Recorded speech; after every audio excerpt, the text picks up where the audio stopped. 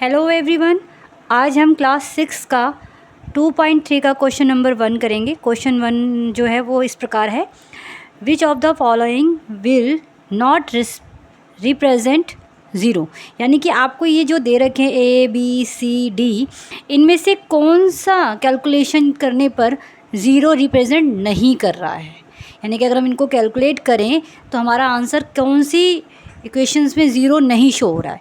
तो अगर हम पहला वाला देखें तो अगर आप 1 में 0 प्लस करते हैं तो आपका आंसर क्या आता है, 1 आता है। तो एक आपका रूल है कि आप 1 के अंदर या 0 के अंदर कुछ भी प्लस करते हो तो आपका आंसर वही आता है जो आप प्लस कर रहे होते हो।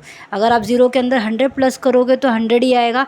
ऐसे 0 के अंदर जो माइनस करोगे वही नंबर आएगा। अगर आप 0 में से 100 माइनस करेंगे तो आपका 100 ही आएगा। तो यहाँ पे इसका जो आंसर आया वो क्या आया, 1 आया। तो ए का आंसर हमारा क्या हो गया, 1। ऐसे हम बी का आंसर निकाल के देखते हैं। बी में क्या हो रहा है, 0 इंटू 0 यानी कि 0 0 से मल्टीप्लाई हो रहा है, तो आंसर भी क्या आ जाएगा हमारा, 0 आ जाएगा। सी में अगर हम चेक करें तो सी में क्या हो रहा है, 0 जो है वो डिवाइड हो रहा है 2 से। तो कोई भी नंबर अगर 0 से डिवाइड होता है तो आपका आंसर क्या आता है, 0 आता है। चाहे आपका 1000 को भी आप क्यों ना डिवाइड करो तो आपका आंसर क्या आएगा, 0 ही आएगा। ऐसे ही 0 को किसी भी नंबर के साथ मल्टीप्लाई करते हैं ना तो आंसर 0 आता है।